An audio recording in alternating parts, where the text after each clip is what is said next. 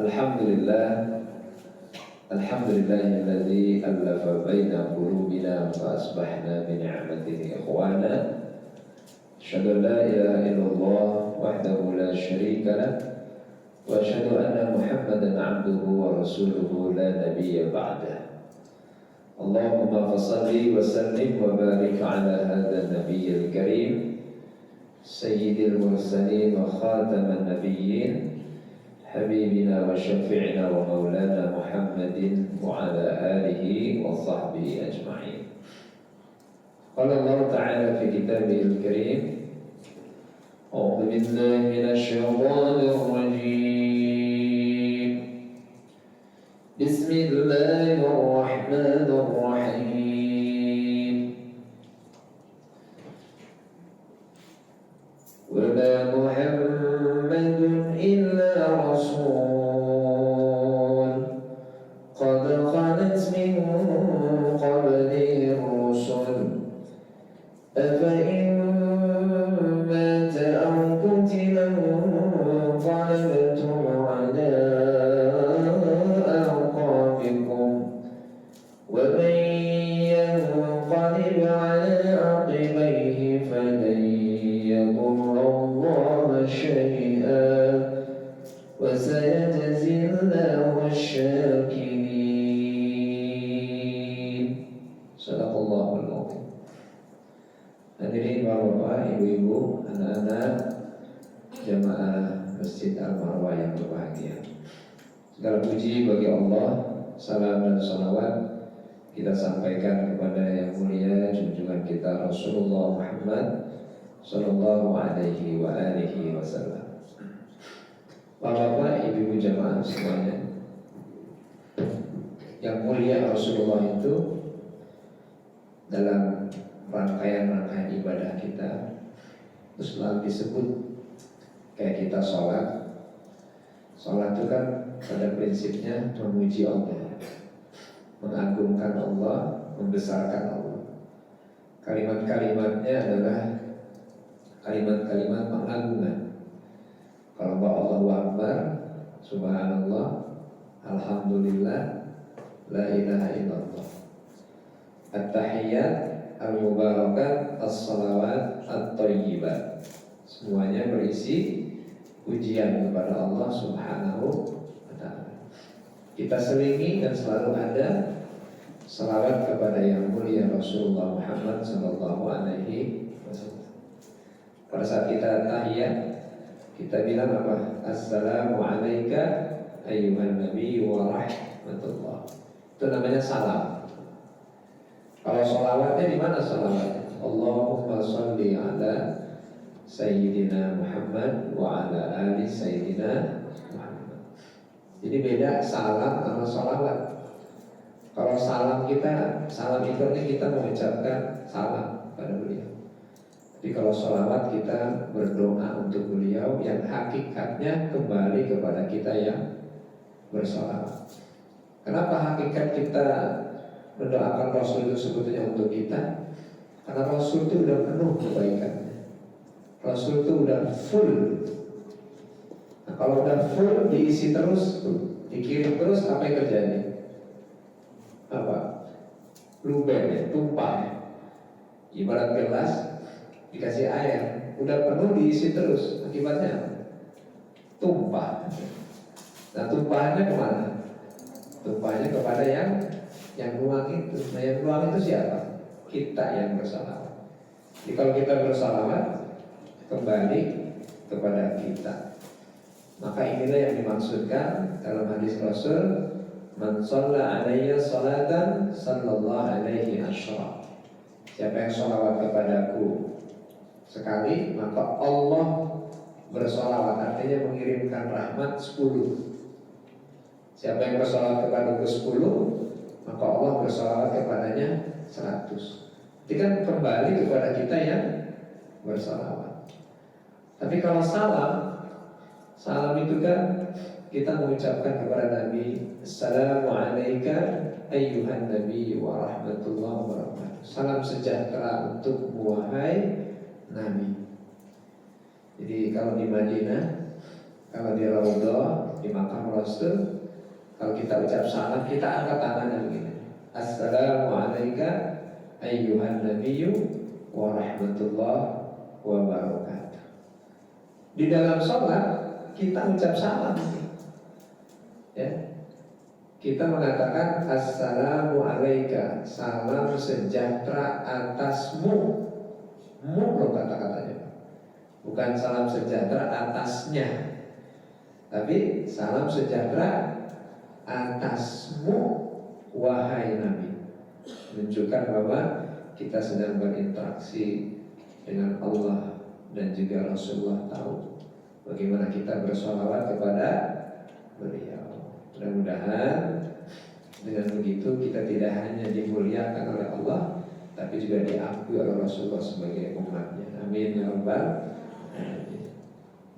Bapak-bapak, ibu-ibu jamaah Masjid Al-Maram yang berbahagia, pagi ini kita kembali ditakdirkan Allah dengan kita bisa bersama di masjid ini, duduk untuk kita mentadabburi Al-Quran dan mendalami sejarah Rasulullah Muhammad sallallahu alaihi wa alihi wasallam. Ini saya bawa anak-anak kecil-kecil gimana? Kucit-kucit nih. Mudah-mudahan gak ngantuk ya. Baik, kajian kita pagi ini sampai pada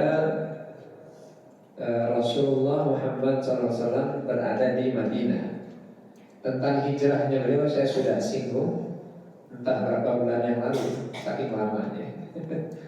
Kali ini kita coba bahas bagaimana Rasulullah ketika sampai di kota Madinah yang sebelumnya bukan Madinah namanya adalah Yasrib, yang secara bahasa artinya negeri yang penuh dengan penyakit ya, dengan wabah. Dan ini faktanya benar. Madinah itu menjadi tempat yang menakutkan. Termasuk Rasulullah Shallallahu Alaihi Wasallam ketika beliau itu menziarahi ayahnya Abdullah bersama ibundanya. Karena itu kan gak jauh dari Madinah. Singgah di kota Madinah, Yasrib ketika itu. Pulang ibundanya meninggal dan dimakamkan di Abwa. Ketika Rasul datang ke sana bersama sahabat, itu ada sahabat Bilal bin Rabah, kemudian siapa lagi itu, Aisyah, itu terkena wabah juga ya. Kemudian didoakan oleh Rasulullah dan sembuhlah mereka. Maka kedatangan Rasulullah berubah nama Yasrib menjadi nama yang memberikan optimisme hidup. Disebut juga dengan Thayyibah, disebut juga dengan Taubah, disebut juga dengan Madinah. Jadi nama Madinah itu banyak kok. Ya.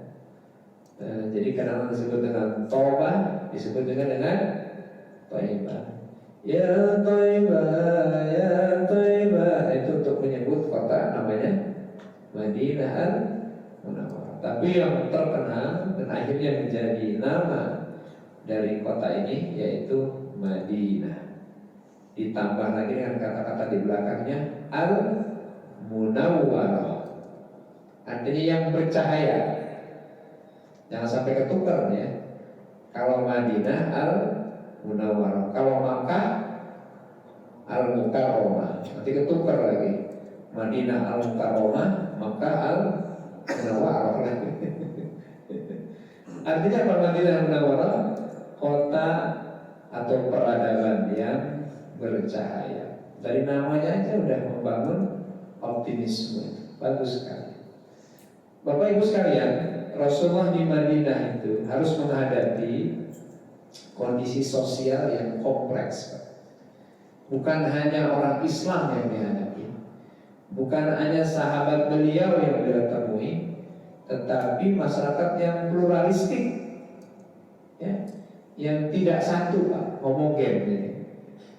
Akhirnya apa? Di sana ada orang-orang Yahudi. Jadi ketika Rasul di Madinah, itu di sensus penduduk Madinah itu kira-kira penduduknya ketika itu adalah 10.000. 10.000 penduduk Madinah. 4.000-nya itu adalah orang-orang Yahudi. Nah, Yahudi ini juga 3 suku besar. Suku Qainuqa atau Bani, ya, Bani Qainuqa, Bani Nazir, Bani Quraisyah. Ada 3. Nah, sementara di luar Yahudi ada juga penduduk yang masih paganisme, yang penyembah berhala. Mereka bukan Islam, bukan juga Yahudi. Itu jumlahnya kira-kira 4.500. Dari mana mereka? Yaitu orang-orang Aus dan Khazraj. Mereka belum Islam, ya. Musyrik jatuhnya. Mereka orang-orang musyrik. Nah, sementara umat Islam sendiri berapa jumlahnya ketika itu? Jumlahnya hanya 1.500. Ini Rasulullah dan sahabatnya. Nah, sahabat ini dibagi 2. Ada sahabat Muhajirin, ada sahabat Ansar. Sahabat Muhajirin itu dikit, Pak. Kurang dari 100 orang yang hijrah. Ini dari Mekah ini 13 tahun beliau dakwah di Mekah. Cuma 100 orang. Masya Allah. Selebihnya siapa? Yaitu suku atau orang-orang Ansar, Bani atau suku Khazraj dan suku 1.500. Bapak Ibu bisa bayangkan, pada saat perang Khandaq, perang Parit, itu terjadi tahun ke-5 ya. 5 tahun Rasul di Madinah, itu terjadi perang besar.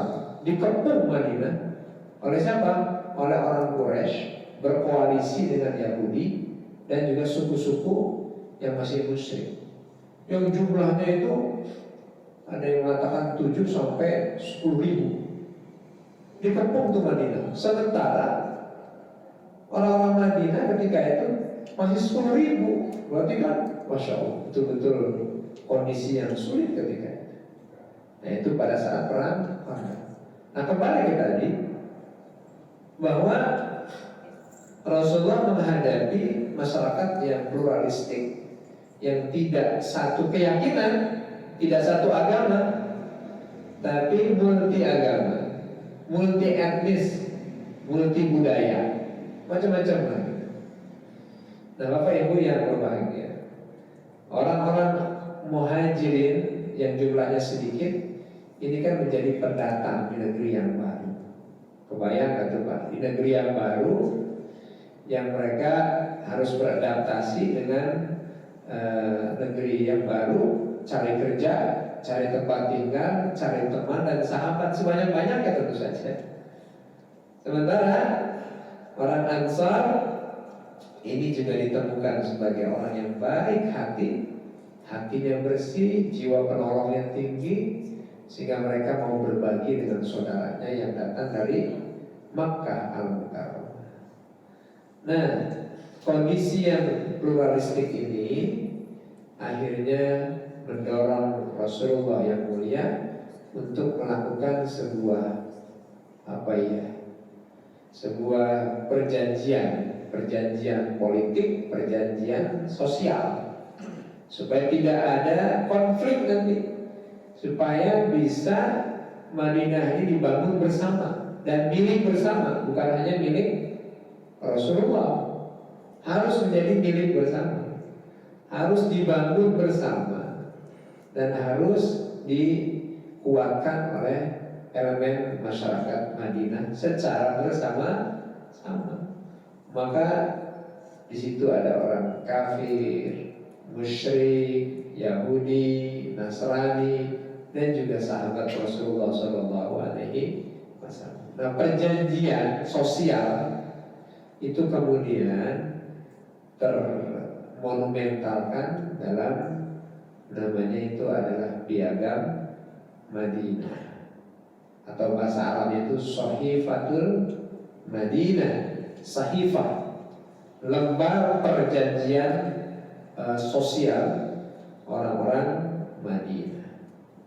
Apa sih isi dari perjanjian Madinah atau Piagam Madinah ini? Ya, isinya persamaan, kebebasan, hak asasi manusia, dan kemanusiaan. Kira-kira gitulah isinya. Artinya perjanjian itu, piagam itu dibuat untuk melindungi tumpah darah kalau bahasa kita kan gitu. Tumpah darah penduduk Madinah, melindungi hak asasi manusia, serta memberikan kebebasan beragama buat penduduk Madinah, serta kemanusiaan yang diusung bersama supaya tidak ada yang teraniaya, yang terzolimi satu sama lain. Bayangkan saat itu, saat itu kalau sekarang dihitung berapa abad ya Pak? Sekarang tahun hijrahnya berapa? 1445. Berarti 1400 saja udah 14 abad, ya. 1445-nya itu dihitung dari sejak kapan itu? Dihitung dari sejak hijrah. Nah, dihitung dari sejak hijrahnya Rasulullah. Kalau dihitung dari sejak meninggalnya Rasulullah, dikurangi aja 10 tahun. Kalau dihitung dari sejak lahirnya, dari sejak lahirnya Nabi, ditambah aja, berapa ditambahnya? Ditambah menjadi 43. Jadi itu kira-kira.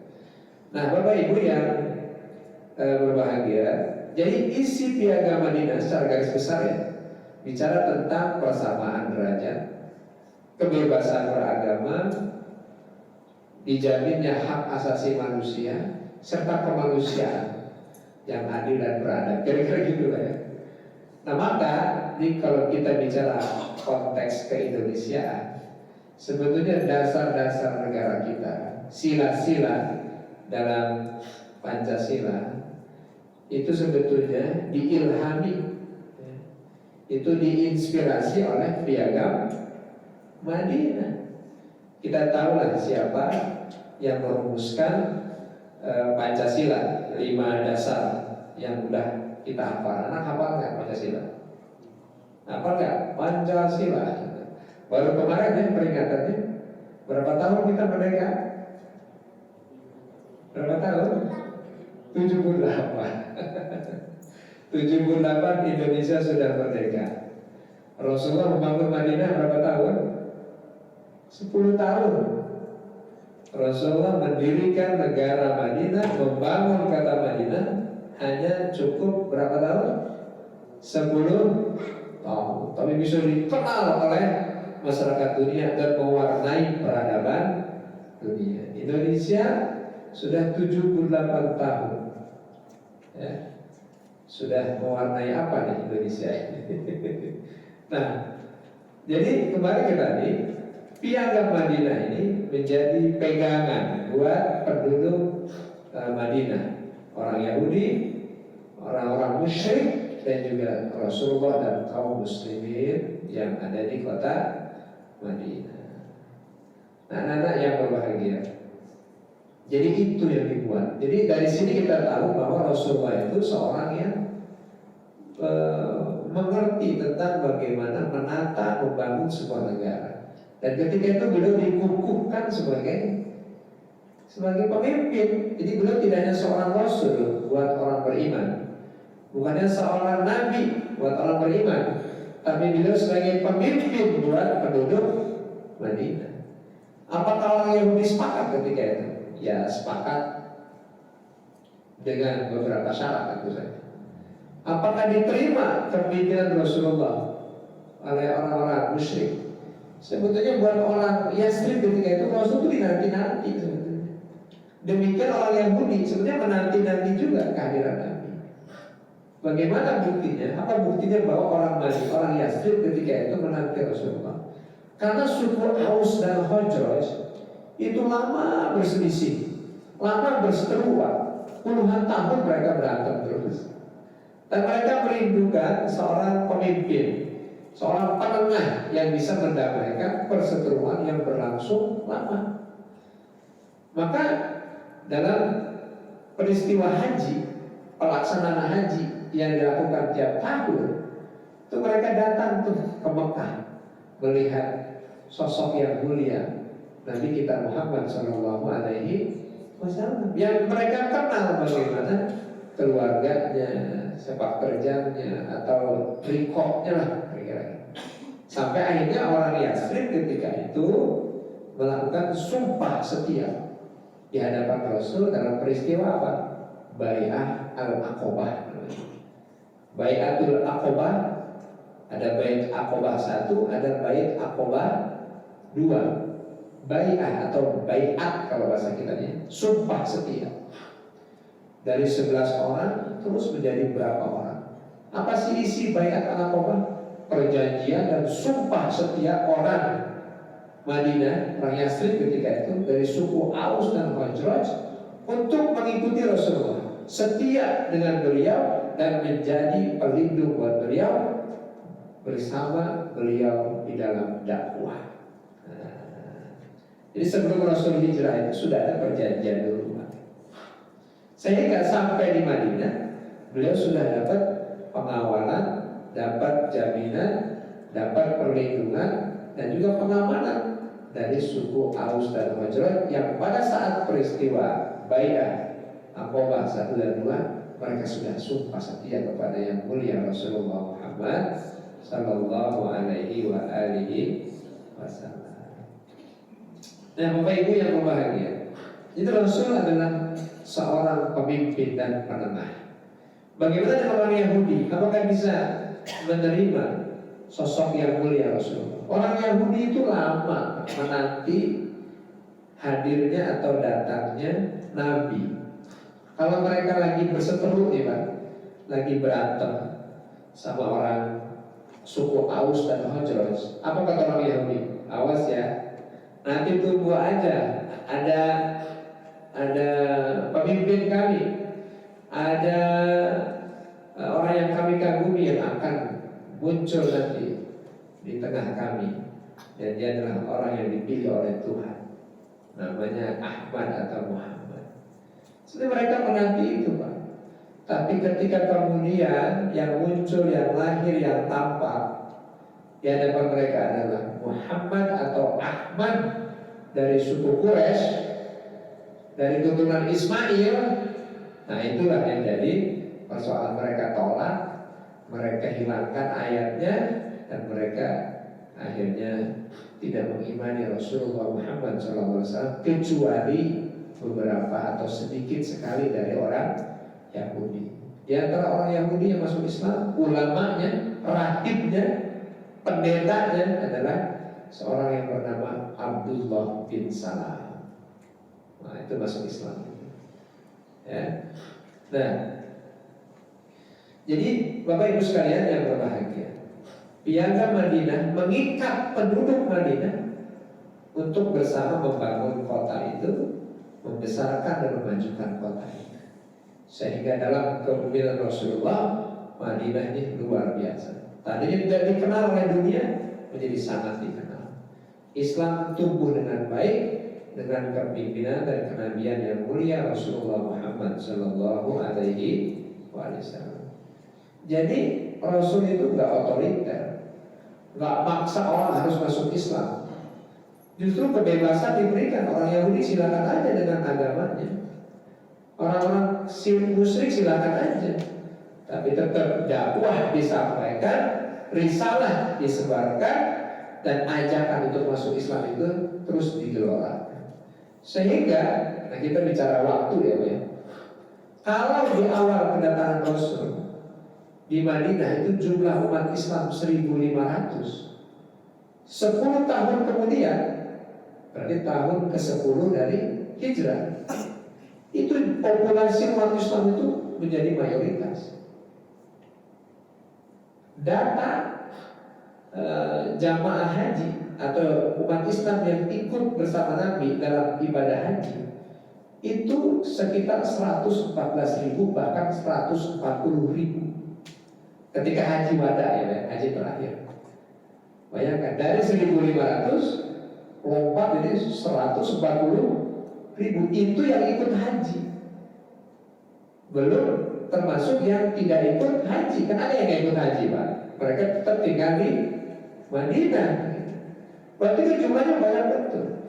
Akhirnya mayoritas orang-orang Madinah sudah bersyahadat, sudah bersaksi, beriman kepada Allah dan Rasulnya. Apakah termasuk orang Yahudi? Tidak. Orang Yahudi itu pada peristiwa perang Khandaq saja itu sudah mengkhianati perjanjian. Ya. Tahun kelima dari kenabian, dari hijrah, mereka itu bersekongkol dengan orang kafir Quraisy, membantu orang kafir Quraisy dan merencanakan pembunuhan terhadap Rasulullah Sallallahu Alaihi Wasallam, bikin gara-gara terus. Sehingga mereka, ya, pada saat perang Khaybar itu diusir karena nggak sepakat sih, berkhianat dengan perjanjian yang dibuat bersama. Ya. Jadi dari antara kebencian orang-orang Yahudi sampai hari ini itu adalah karena mereka dulu pernah diusir oleh Rasulullah Shallallahu Alaihi Wasallam. Tapi pertanyaannya, apakah Rasul begitu saja mengusir? Apakah Rasul dengan kejamnya membuat mereka harus keluar dari Madinah? Karena enggak. Siapakah yang membuat mereka terusir? Mereka sendiri yang berkhianat dengan perjanjian Madinah dan justru bersekongkol dengan orang kafir untuk menghancurkan negara Madinah. Baik, Bapak Ibu sekalian, itu tentang piagam Madinah. Berlangsung lama, 10 tahun beliau membangun Madinah, dan akhirnya Islam betul-betul menjadi mayoritas di kota Madinah. Ini kita coba kaitkan dengan negara kita yang kita cintai, yaitu Indonesia Raya. Negara Indonesia menjadi negara itu kan baru berusia 78 tahun. Sebelum 78 tahun Indonesia ini apa? Sebelum 17 Agustus 45 ini Indonesia ini apa? Apakah Indonesia juga? Kan enggak. Berarti sebelumnya apa? Ya Nusantara aja. Isinya apa? Kesultanan Islam. Betul kan? Dari Aceh, ya kan? Palembang, Banten, Cirebon, Demak, Mataram, atau Kesultanan Yogyakarta dan Kasunanan Surakarta. Ada Kesultanan Goa dan Talon di Sulawesi, ada Kesultanan Ternate dan Tidore di mana? Maluku, dan juga kesultanan kecil Melayu itu di Nusantara. Kan isinya Nusantara itu. Dulu apakah namanya Indonesia? Enggak. Makanya kalau ada yang bilang Indonesia pernah dijajah oleh Belanda 360 tahun, enggak tuh. Indonesia nggak pernah dijajah, Indonesia nggak pernah dijajah 360 tahun. Terus yang dijajah apa? Yang pernah berurusan dengan penjajah adalah Kesultanan Islam. Belum ada Indonesia. Terus dan bukan Belanda yang menjajah. Terus apa dong? VOC kan, yaitu perusahaan dagang. Namanya VOC ya. Mereka ngapain? Ya itu ngambil sumber daya alam Indonesia, membawa hasil bumi Indonesia ke negaranya. Gitu. Nah kalau kita merdeka 17 Agustus 45, mengusir penjajah karena dia ngambil mengeruk kekayaan Indonesia. Hari ini kekayaan kita masih dikeruk keluar. Masih kan? Jadi kita udah merdeka pun sih ada. Baik. Nah kembali ke tadi bahwa kerajaan atau kesultanan Islam yang ada di Nusantara dari barat ke timur, yang mereka tidak saling mencaplok satu sama lain, yang tidak saling menyerang satu sama lain. Ada nggak ceritanya kerajaan Demak menyerang kerajaan atau Kesultanan Banten? Pernah nggak? Kayaknya nggak ada deh. Pernah nggak Kesultanan Banten meluluh lantahkan atau membombardir atau menyerang Kesultanan Cirebon? Nggak pernah. Yang ada justru hubungan diplomatik, hubungan politik, hubungan dakwah antara satu kesultanan dengan kesultanan yang lain. Pernah nggak Kesultanan Tidore menyerang Kesultanan Ternate? Pernah tuh. Di saat dakwahnya sedang berjalan, di saat penyebaran Islam sedang berkembang, datanglah itu VOC. Kita nggak bicara Jepang, yang terakhir 3,5 tahun juga merusak tatanan sosial politik Nusantara. Kita juga tidak bicara Portugis. Yang lama ini kan VOC ini 330 tahun. Akhirnya dia pergi, alhamdulillah sih masih ada peninggalannya Pak. Peninggalannya apa? Itu rel kereta. Sama jembatan ya Pak ya. Sama jembatan masih ada itu. Sama mercusuar, di tempat saya, kelahiran saya di Anyer, ya, kau ketahui ya, ada mercusuar itu. Nah itu peninggalan Belanda itu. Saya lihat tahun 1884 itu dibangun itu di saat Krakatau pun juga meletus. Nah itu peninggalannya itu. Selebihnya yang meninggalkan mental-mental anak jajahan. Mental jajahan itu apa? Saling curiga. Sampai hari ini saling curiga di antara warga Indonesia. Ini mental-mental anak jajahan. Ada yang mental-mental oportunis, kerja untuk oligar dan sebagainya. Ini mental-mental anak jajahan. Nah Bapak Ibu yang berbahagia, sampai akhirnya Kesultanan Islam ini dengan upaya diplomatik para funding parent kita, sekarang tidak lagi Phantom Father Pak ya, tapi funding parent kita, pendiri bangsa kita, itu mencoba melobi, menegosiasi agar bersama dalam satu wadah negara, bersama dalam satu payung yang kuat, dan menanggalkan segala bentuk kerajaan atau kesultanan yang kecil ini. Maka akhirnya Kesultanan Banten mau, Kesultanan Cirebon mau, Kesultanan Ternate Tidore mau, Goa dan Talo mau, belum lagi kerajaan-kerajaan Melayu. Tambah lagi kesultanan yang agak awal itu sebenarnya Kesultanan Yogyakarta. Karena dia punya otoritas yang kuat, ya, wilayah yang luas juga. Tapi akhirnya jadilah Indonesia. Dari Nusantara tadinya menjadi Indonesia. Tapi kan sebelum jadi Indonesia kan dirumuskan dulu ini. Ini bikin negara kan bukan kayak bikin perusahaan. Dia harus punya dasar, misi, visi yang kuat dan jelas. Maka kita melihat dalam sejarah ada namanya BPUPK kalau tidak salah ya. Badan Penyelidik Upaya Persiapan Kemerdekaan. Dan di situ isinya apa siapa? Para ulama. Ya, isinya adalah para ulama di samping tokoh-tokoh nasional yang lainnya seperti Bung Karno dan Bung Hatta. Kalau kita lihat itu BPUPK, Badan Penyelidikan Upaya Persiapan Kemerdekaan. Itu kan Soekarno jelas lah ya. Tapi dari kalangan ulama itu ada Agus Salim, ada Wahid Hasim, Ki Bagus Hadi Kusuma. Ki Bagus Hadi Kusuma itu kan tokoh Muhammadiyah. Wahid Hasim mewakili Nahdlatul Ulama.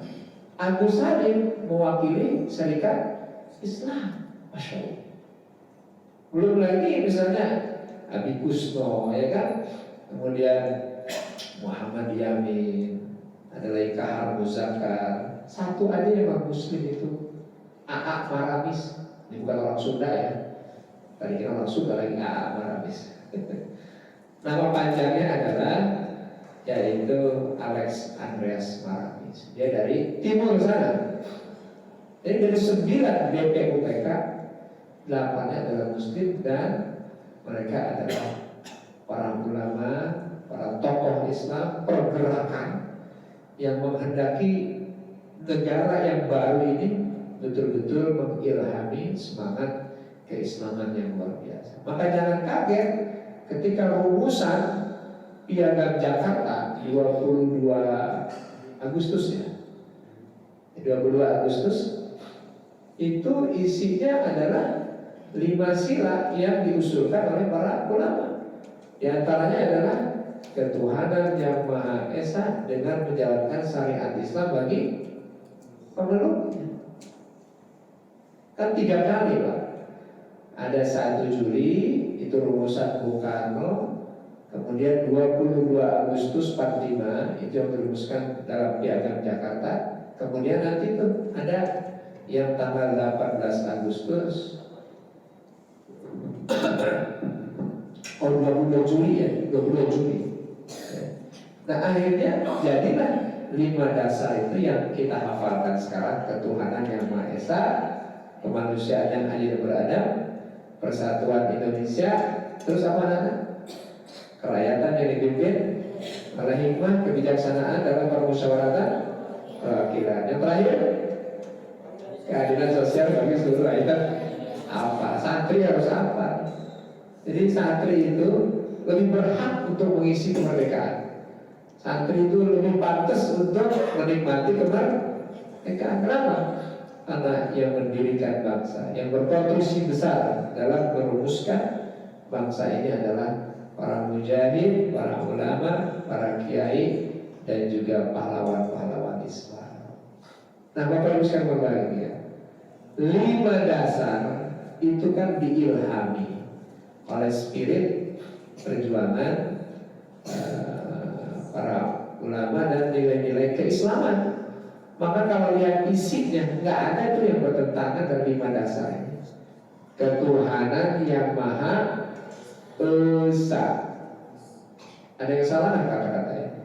Ketuhanan yang Maha Esa. Nah ini kan kalau bicara ayat mah wa ilahukum ilahu wahid, wa ilahukum ilahu wahid, wa ilahukum ketuhanan ilahu wahid yang esa. Itu kalau anak-anak zikir habis sholat, wa ilahukum ilahu wahidul la ilaha illa huwa rahmanur rahim. Begitu ayat kursi, Allahu la ilaha illa huwal hayyul, dan selanjutnya. Ketuhanan yang Maha Esa itu wa ilahukum ilahu wahid, ketuhanan yang Maha Esa. Kalau yang kedua apa? Kemanusiaan yang adil dan beradab. Adil dan beradab itu adalah kosakata dalam Al-Quran.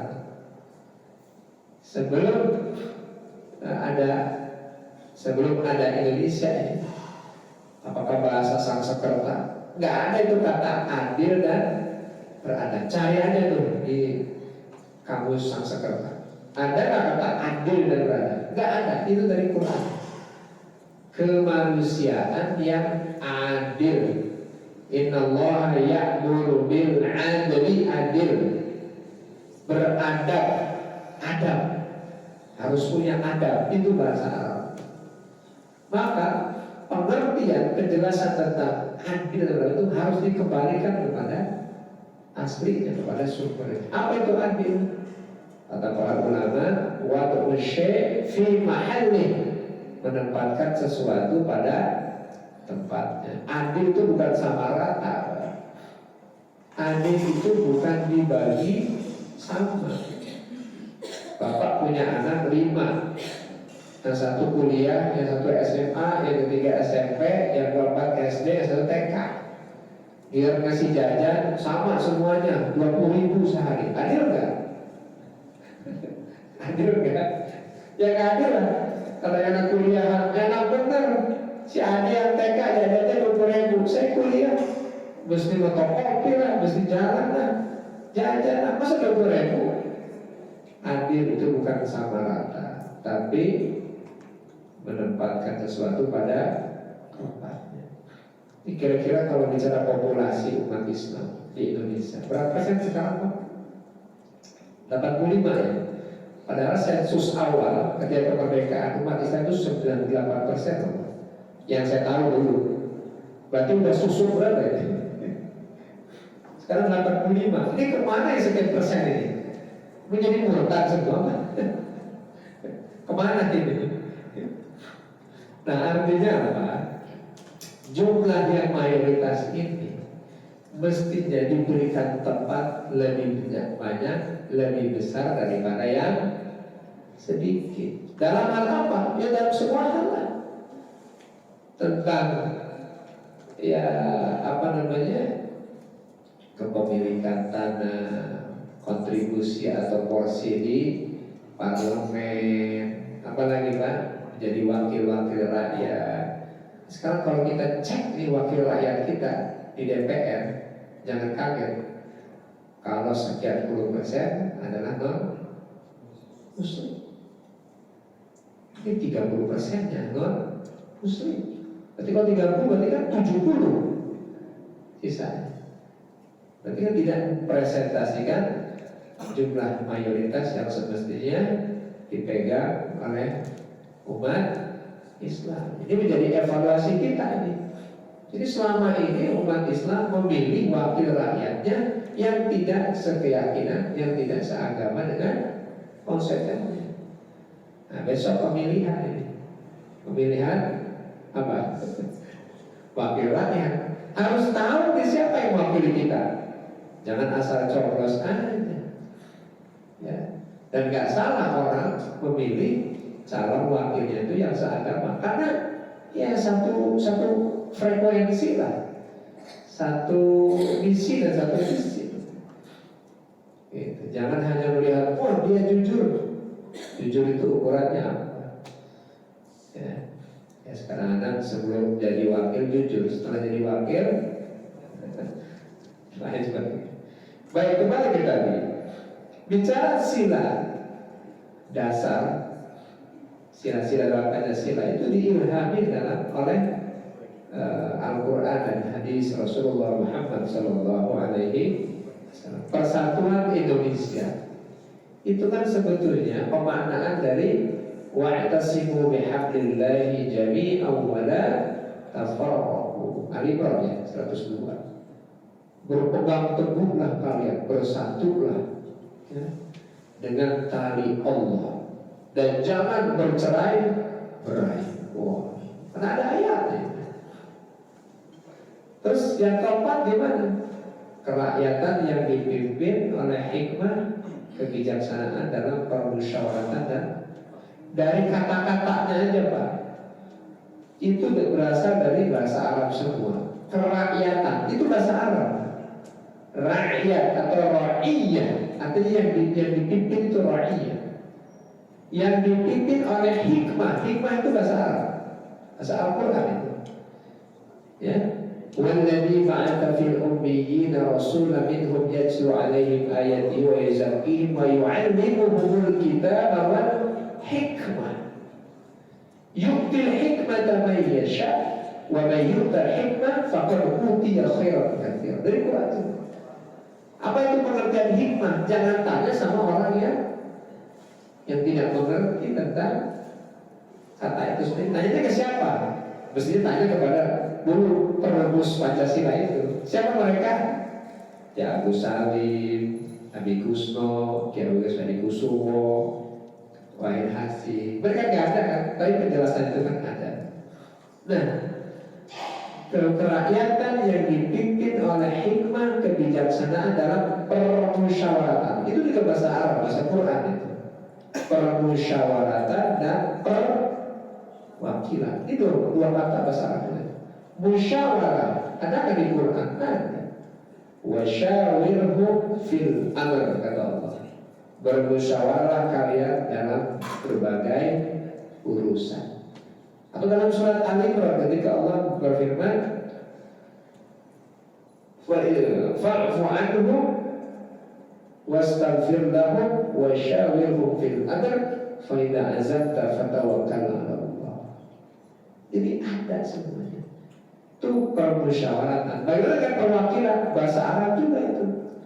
Kita biasa tuh kalau zikir hasbunallah wa ni'mal wakil, ni'mal maula wa ni'mal nasir, bismillahi apa lagi? Tawakkal.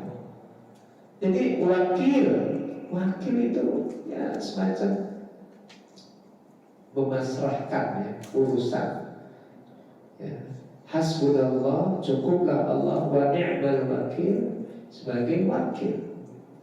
Jadi kita menyerahkan urusan segala sandaran kepada Allah. Demikian sistem perwakilan kita itu kan berarti kan kita mengamanahkan atau menyerahkan aspirasi kita kepada wakil kita.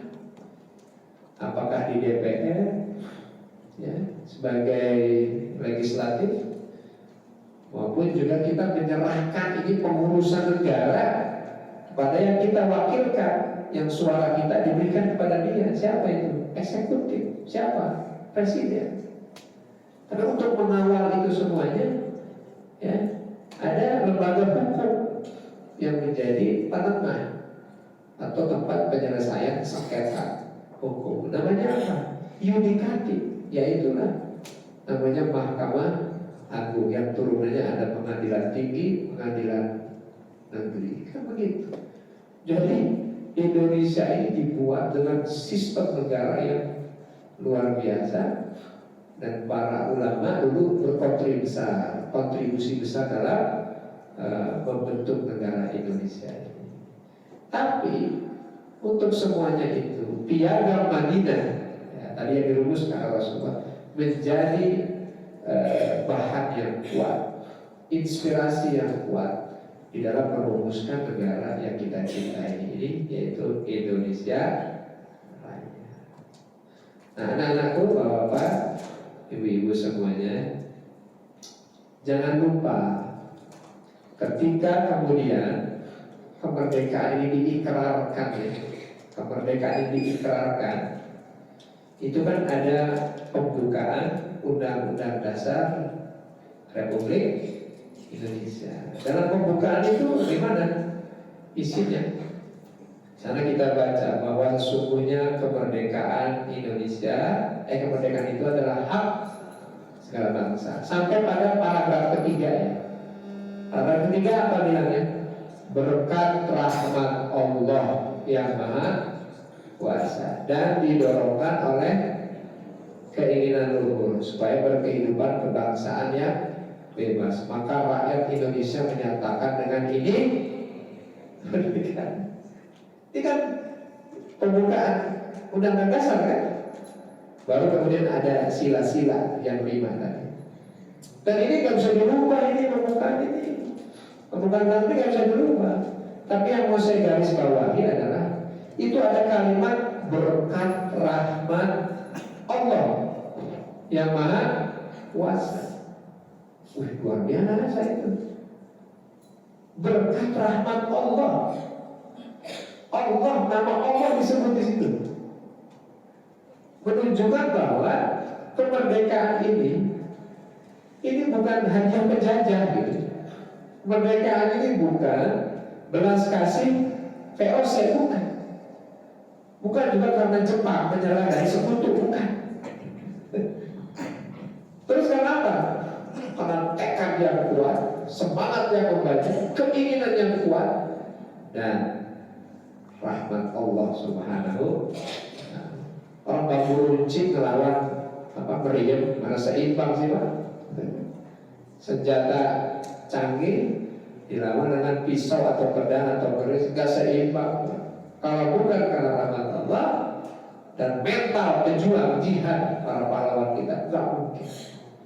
Maka kejujuran itu dituangkan dalam paragraf ketiga dari pembukaan dasar, yaitu berkat rahmat Allah yang Maha Esa. Itu biasa.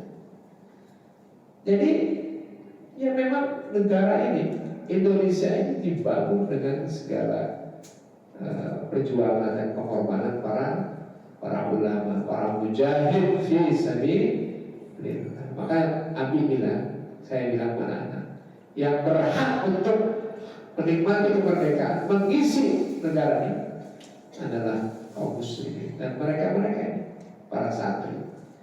Ya. Ketika kemudian resolusi jihad dikeluarkan, ya, Surabaya ketika itu kan menyemangati para santri untuk turun keluar dari pesantren untuk apa? Untuk segera ambil bagian dalam pertempuran mengusir penjajah. Makanya Jenderal Malabi ketika itu di Surabaya itu terbunuh di tangan arek-arek Surabaya. Ya, ada Bung Tomo yang menggelorakan dengan kalimat takbirnya Allahu Akbar, Allahu Akbar. Dan beliau mengatakan entah dengan kalimat apa rakyat Surabaya ini dibangkitkan supaya bisa melawan penjajah kalau bukan dengan kalimat takbir. Dengan kalimat takbir itu bangkit Pak semangat jihad itu. Oh, bangkit Pak. Nah kira-kira yang bangkit ketika itu, ya, itu semangat apa itu? Semangat jihad, nggak main-main itu. Karena semangat jihad itulah orang berani mati. Karena semangat jihad itulah orang mau berkorban dengan harta bahkan dengan nyawa. Kalau orang spiritnya yang lain bukan karena agama, rasanya untuk berpikir mati itu ya matang. Tapi ini karena ini adalah panggilan jihad, apalagi yang nyuruh adalah ulama, para kiai, siap ikut. Nah, kira-kira itulah gambarannya. Nah, Bapak Ibu yang berbahagia. Jadi di usia 78 Indonesia merdeka ini memang mesti kembali kita melihat peta perjalanan negara. Melihat lagi nih, mapnya ini Indonesia ini berjalan maju ini sesuai dengan janji-janji kemerdekaan atau enggak ini, atau jalan bebas ini nggak tahu arah di mau kemana Indonesia dibangun. Pertanyaannya, janji kemerdekaan itu apa? Apa sih yang dulu yang diinginkan oleh founding parent kita dengan mendirikan Indonesia? Kan ada beberapa poin. Poinnya apa? Mencerdaskan kehidupan. Berarti negara ini punya janji dengan bangsanya harus mencerdaskan anak bangsa. Bagaimana mencerdaskan anak bangsa? Pendidikan harus diperhatikan. Jangan sampai ada anak bangsa yang tidak punya akses untuk mendapatkan pendidikan. Hanya karena miskin, akhirnya nggak bisa sekolah. Ya Allah. Hanya karena di daerah tidak bisa belajar. Akhirnya orang kota dan orang yang berpunya saja yang bisa sekolah. Wah, berarti kita sudah mengingkari janji kemerdekaan. Yang kedua apa? Fakir dan miskin dilindungi oleh negara. Ikut dalam ikut serta dalam perdamaian dunia. Kan itu, Pak. Maka kemerdekaan atau peringatan hari ulang tahun kemerdekaan ini jangan hanya seremonial saja, seakan-akan Indonesia ini aman-aman saja. Padahal masih banyak tantangan ke depan untuk kita membangun negeri ini. Kalau Indonesia maju, umat Islam juga yang maju. Kalau Indonesia ini makmur, umat Islam juga yang makmur. Tapi kalau Indonesia hancur, yang hancur siapa? Umat Islam juga. Tapi catatannya apa? Jangan sampai Indonesia ini maju pembangunannya, ekonominya, tapi Tuhannya nggak merestui. Terkenal Indonesia ini, wow, income capital, tetapi tidak sesuai dengan apa yang dikatakan dalam Al-Quran. Baldatun thayyibatun wa rabbun ghafur. Baldatun thayyibatun, negeri yang baik yang Rabbun Ghafur, Tuhannya mengampuni. Jadi negeri yang baik itu tidak hanya maju secara ekonomi, megah secara pembangunan, luas secara wilayah, tapi juga Tuhannya, Allahnya ini memberikan ridho dan restu di dalam negara yang kita bangun. Artinya apa? Jangan sampai Indonesia ini maju katanya ekonominya, pembangunannya, tapi kemusyrikan di mana-mana, kekafiran menyebar, kemaksiatan di mana-mana, jangan sampai. Apalah artinya kemajuan sebuah negara, tapi kemusyrikan di mana-mana? Apalah artinya kemajuan sebuah negara, tetapi kemaksiatan dibiarkan, kemungkaran dibiarkan? Apa artinya? Kalau itu yang terjadi, baru baldatun thayyibatun, tapi belum walaupun ghafur. Padahal kalimatnya adalah baldatun thayyibatun wa rabbun ghafur. Malu dong kita punya pembukaan undang-undang dasar berkat rahmat Allah yang maha. Kita jujur mengatakan bahwa kemerdekaan ini adalah karena rahmat Allah, tetapi kemerdekaan ini diisi dengan kezaliman, ketidakadilan, penganiayaan, dan hanya dinikmati oleh segelintir orang. Nauzubillah summa nauzubillah. Madinah dulu dibangun Rasul untuk melindungi itu semua. Kebebasan, keadilan, persamaan, hak asasi manusia. Indonesia juga sama. Maka memperingati HUT RI memaksa kita untuk melihat diri sejauh mana arah bangsa ini benar atau tidak. Mudah-mudahan kalau nanti pemimpin yang terpilih adalah pemimpin yang betul-betul mencerminkan, pemimpin yang betul-betul bisa menengahi, bisa menjadi idola dan juga teladan buat rakyatnya. Amin ya rabbal alamin. Jadi dari rakyat akan muncul nanti pemimpin yang baik. Kalau rakyatnya nggak peduli, nggak mau perbaiki diri, maka tidak akan muncul pemimpin yang baik. Saya kira itu sebagai obrolan kita Sirah An-Nabawiyah. Karena momentumnya HUT RI ya coba saya kaitkan. Mudah-mudahan nyambung lah gitu. Demikian, Assalamualaikum warahmatullahi wabarakatuh.